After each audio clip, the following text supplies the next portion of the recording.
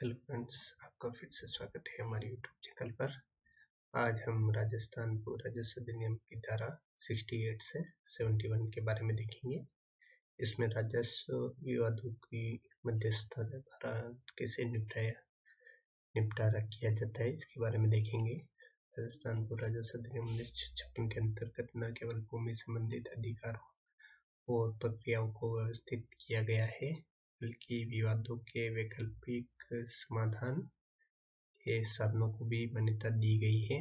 इस अधिनियम की धाराएं 68 से 61 मध्यस्थता आर्बिट्रेशन के माध्यम से राजस्व विवादों को सुलझाने की प्रक्रिया को स्पष्ट करती है और मध्यस्थता का उद्देश्य यह होता है कि अदालतों में लंबित मामलों को कम किया जाए और पक्षकारों शीघ्र और सुलभ न्याय मिल सके, यानी कि एक तरह से समझौते द्वारा आपसी सहमति से किसी भी वाद विवाद को निपटाया जा सकता है।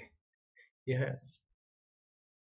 धाराएं 68, 69, 70 और 70 बारे में हिंदी में दिया गया है कि इसके प्रावधानों का उद्देश्य क्या है, प्रक्रिया क्या है और परिणाम को उदाहरणों द्वारा समझाया गया है।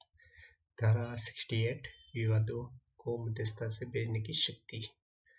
यह धारा 68 इस बात की अनुमति देती है कि यदि कोई विवाद किसी राजस्व अधिकारी या राजस्व न्यायालय के समक्ष लंबित है, तो वह अधिकारी पक्षकारों की सहमति से उस विवाद को मध्यस्थता के लिए भेज सकता है। इस धारा के अंतर्गत निम्नलिखित अधिकारी विवाद को मध्यस्थता भेजने की शक्ति रखते हैं, जैसे राजस्व मंडल है, आयुक्त है, अतिरिक्त आयुक्त है, राजस्व अपीलीय अधिकारी है, बंदोबस्त आयुक्त है, अतिरिक्त बंदोबस्त आयुक्त है, भूमि अभिलेख निदेशक है और अतिरिक्त भू अभिलेख निदेशक है, कलेक्टर है, एसडीएम है, सहायक कलेक्टर एडीएम है, लैंड रिकॉर्ड ऑफिसर है या सेटलमेंट ऑफिसर है, तहसीलदार है या एडिशनल तहसीलदार।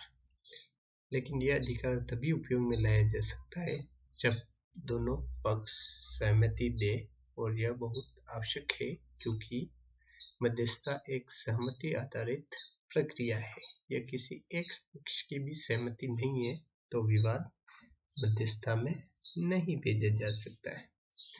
जैसे कि उदाहरण के लिए रामलाल और श्यामलाल के बीच खेत की सीमा को लेकर विवाद है। मामला उपखंड अधिकारी एसडीओ के सामने लंबित है और दोनों पक्ष थक चुके हैं और वे चाहते हैं कि यह विवाद जल्दी सुलझ जाए। वे दोनों लिखित रूप से सहमति देते हैं कि यह विवाद मध्यस्थता के लिए भेजा जाए। एसडीओ एक आदेश जारी करता है और मामला मध्यस्थता को भेज दिया जाता है। धारा 69 मध्यस्थता में भेजे गए मामलों की क्या प्रक्रिया है।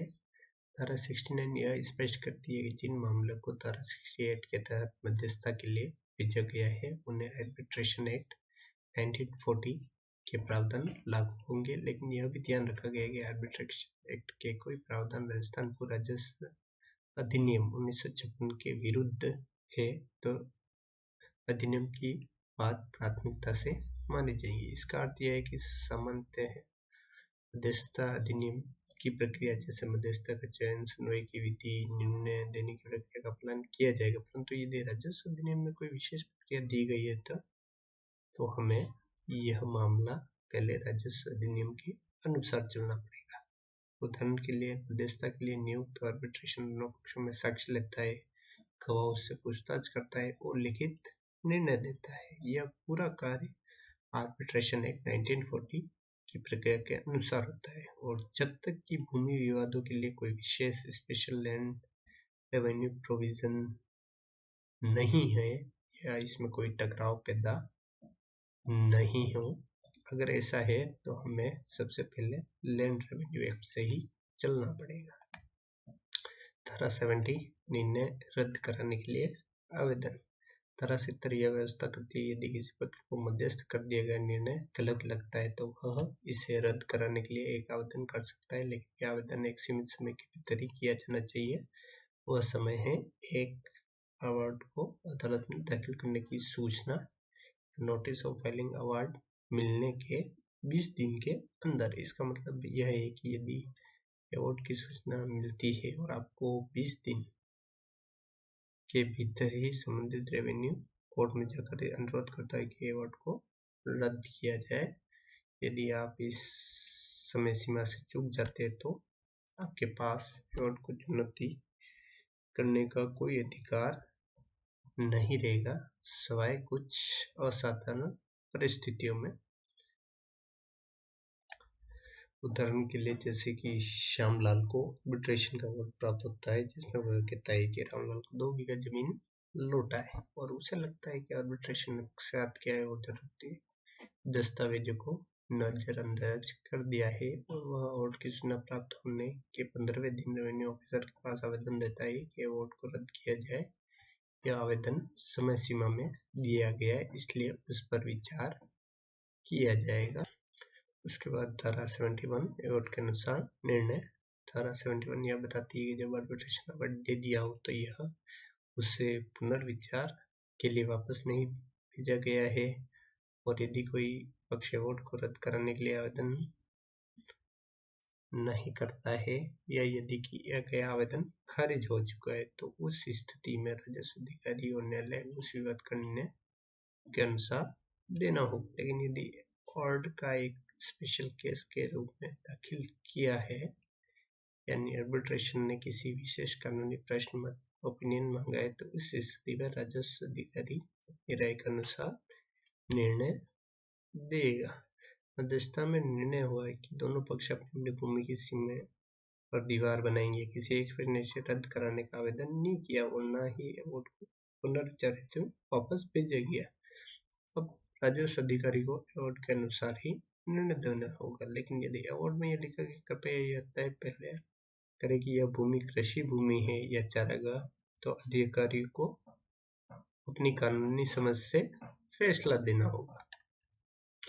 राजस्थान को राजस्व अधिनियम की धारा 68 से 71 राज्य के राजस्व विवादों के समाधान के मध्यस्थता है जैसे वैकल्पिक रास्तों को मजबूती देती है। यह न केवल अदालतों को बोझ कम करती है बल्कि पक्षकारों को शीघ्र और कम खर्च में न्याय दिलाने का मार्ग खोलती है। धारा 68 पक्षकारों की सहमति से विवाद को मध्यस्थता में भेजने की शक्ति देती है। धारा 69 मध्यस्थता की प्रक्रिया को आर्बिट्रेशन एक्ट 1940 के अनुसार निर्धारित करती है। धारा 70 कोर्ट को चुनौती की समय सीमा तय करती है और धारा 71 यह सुनिश्चित करती है कि यदि कोई आपत्ति नहीं है तो विवाद का निपटारा अवार्ड के अनुसार हो।